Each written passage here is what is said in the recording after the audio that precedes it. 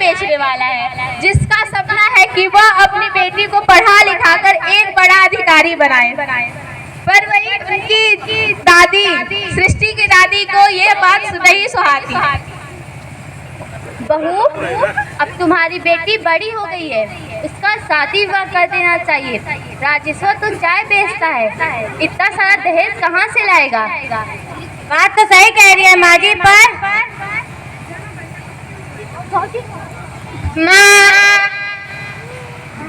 दादी जाए ऐसे, बस दिन भर लिखती पढ़ती रहती है। जा मेरे लिए कुछ चाय पानी लेकर आ, न काम के न काज के, दुश्मन अनाज के। ये है चाय लेने ना।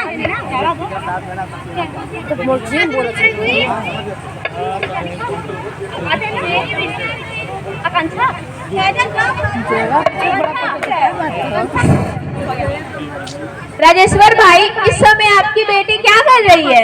मेरी बिटिया तो इस समय पढ़ाई कर रही है, मैं उसे पढ़ा लिखा कर काबिल बनाऊंगा। खूब मजा लेते हो। क्या हुआ माँ? कुछ नहीं बेटा।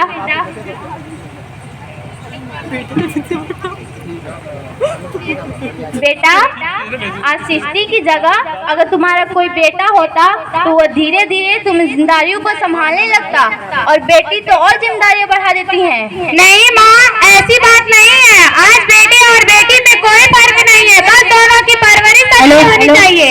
कुछ भी कहो बेटा, पर बेटी और बेटे में बड़ा फर्क होता है। बेटा धन कमा कर लाता है तो बेटी के लिए धन इकट्ठा करना पड़ता है। नहीं माँ, बेटी मेरा गुरूर है, मैं उसे पढ़ा लिखा कर काबिल बनाऊंगा। नहीं माँ जी, निर्वंश होने से तो अच्छा बेटी है ना। बेटियां होती तो पढ़ाती नहीं है। मैं अपनी बेटिया को इतना पढ़ाऊंगा कि उसकी शादी यूं हो जाएगी, तुम देखना।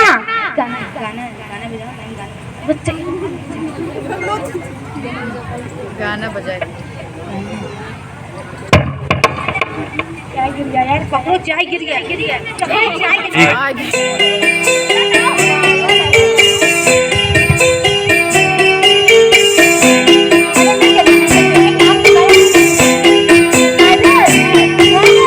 छोटी सी प्यारी सी नन्ही सी आई कोई परी, छोटी सी प्यारी सी नन्ही सी आई कोई परी, भोली सी न्यारी सी अच्छी सी आई कोई परी, पालने में ऐसे ही झूलती रहे, खुशियों की बहारों में झूमती रहे, गाते मुस्कुराते संगीत की तरह, ये तो लगे माँ के गीत की तरह।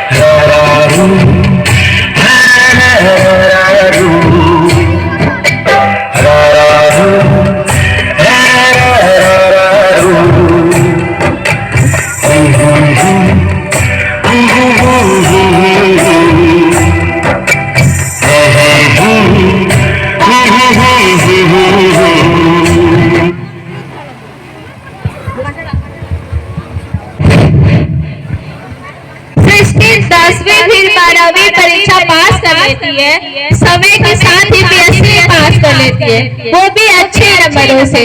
राजेश्वर बेटी के पास होने की खुशियों में मिठाई बांटता है और सबको फ्री में चाय पिलाता है।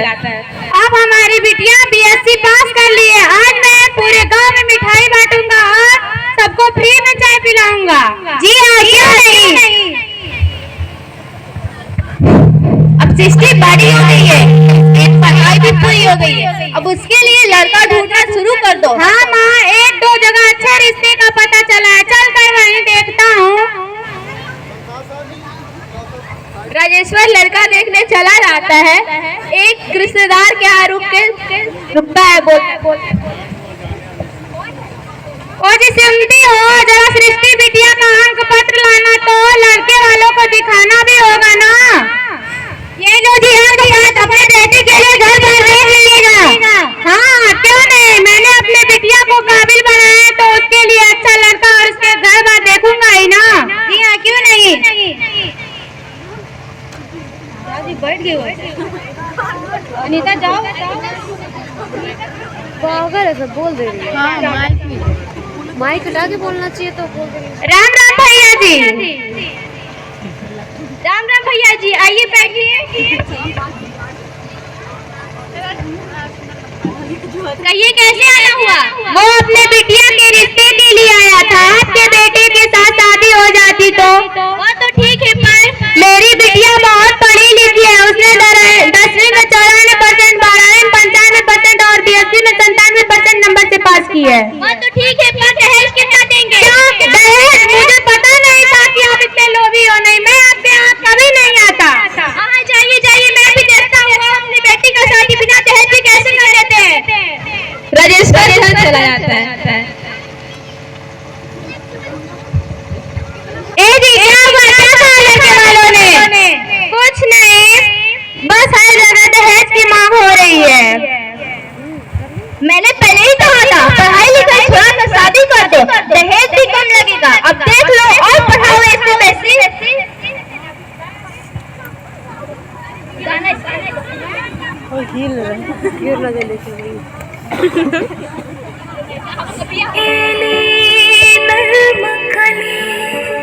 बाप के गोद में खिले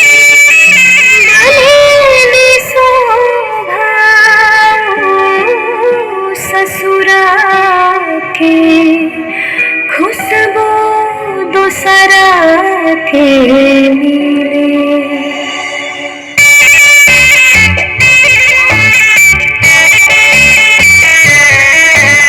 हाय रे दहेजावा बन जावा बनाई के, गरीबन की छतिया छोरी चलाई के,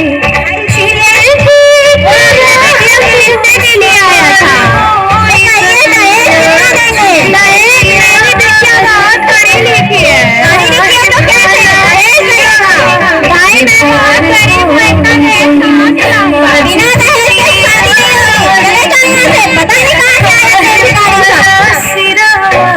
के भार हो गई, द्वारे द्वारे जोगिए गो फिरा दिला जही से, बाप बहु रहब द्वारे द्वारे घूमे वही से। बेटी वाला घोड़ावा पगड़ी झुका,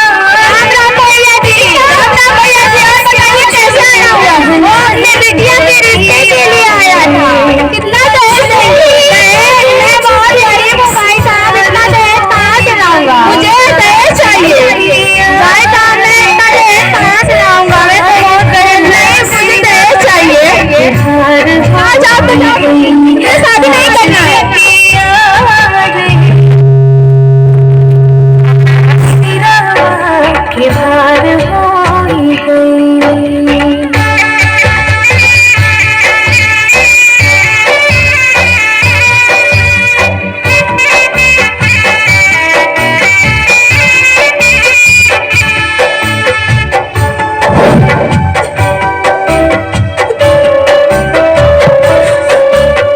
जवन बाप अंगूरी धराई के चलावे हाथ धरे वाला नहीं पावे। आया था मेरी बिटिया बहुत पढ़ी लिखी है भाई साहब, लेकिन मुझसे क्या मैं बहुत गरीब हूँ, इतना नया ताज लाऊंगा।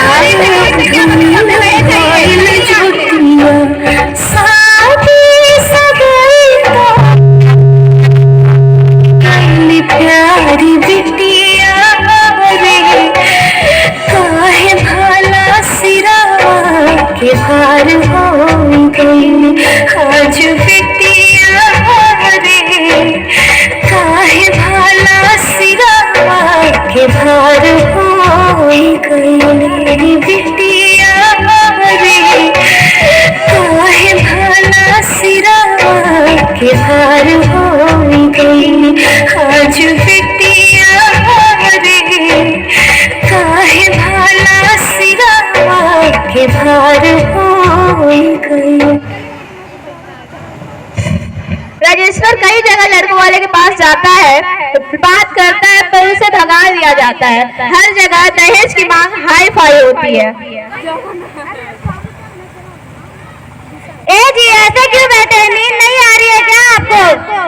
जिसकी जवान बेटियां घर में हो भला उस बाप को नींद कैसे आएगी?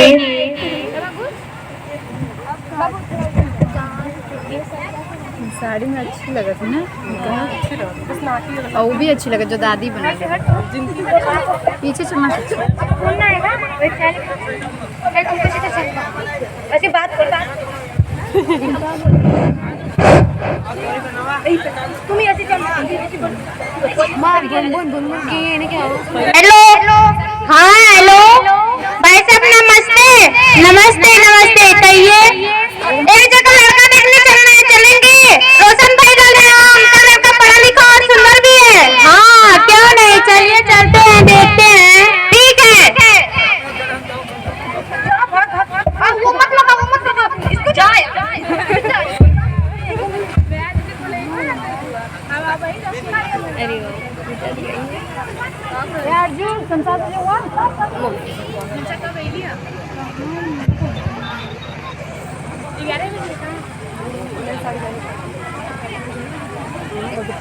राम राम भैया जी, राम राम जी, आइए बैठिए।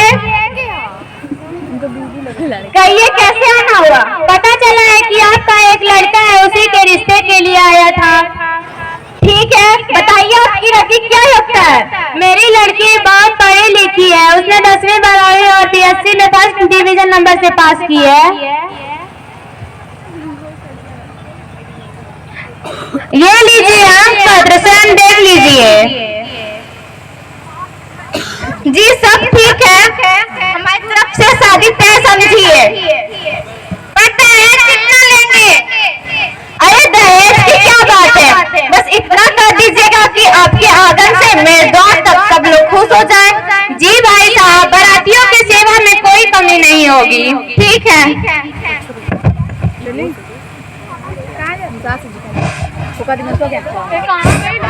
राजेश्वर घर आकर सबको बताता है। सृष्टि की दादी खुशी से नाचने लगती है, सभी खुशी से रस्मों को निभाते हैं।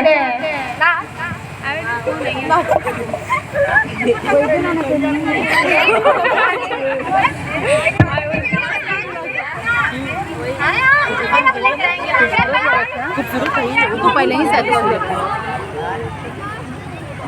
अरे जैसे हमारा कपड़ा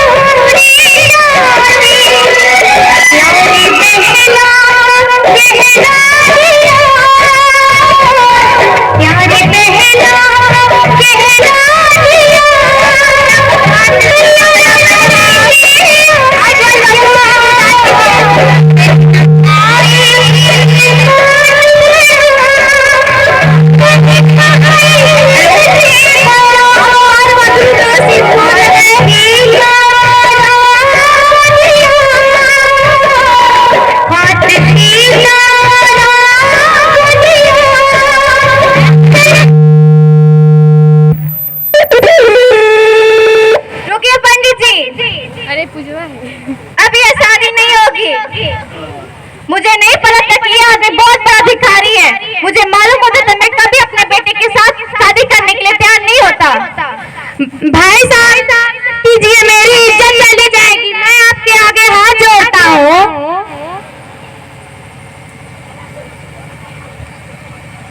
बाबूजी जाने दीजिए ना, लड़की तो अच्छी है ना, शादी करवा दीजिए ना। जब तक दहेज नहीं मिलेगा तब तक ये शादी नहीं होगी। भाई साहब ऐसा मत कीजिए, मैं आपके आगे हाथ जोड़ता हूँ। दहेज किस बात का? क्या आप लोगों ने अपने बेटे को पैसा खर्च करके पाला है? तो क्या हमारे माँ बाप ने बिना कष्ट सहे ही हमें पाला है? यहाँ से चले जाइए, नहीं तो पुलिस बुलाकर जेल भिजवा दूंगी। चल बेटा।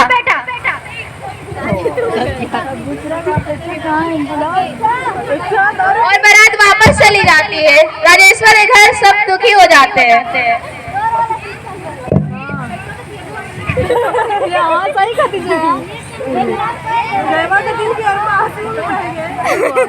पिघला दे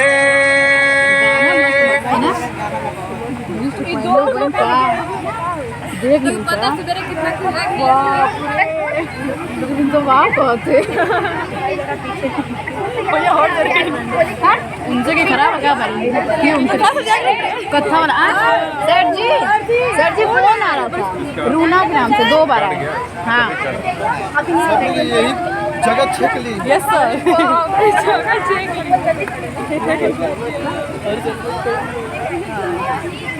तो कहेंगे लोग हाथ दुखे लगे हम ना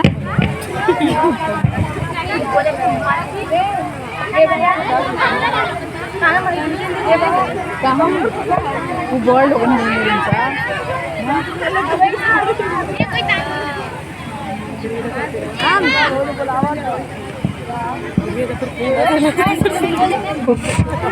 तो बार हम लोग बोल जी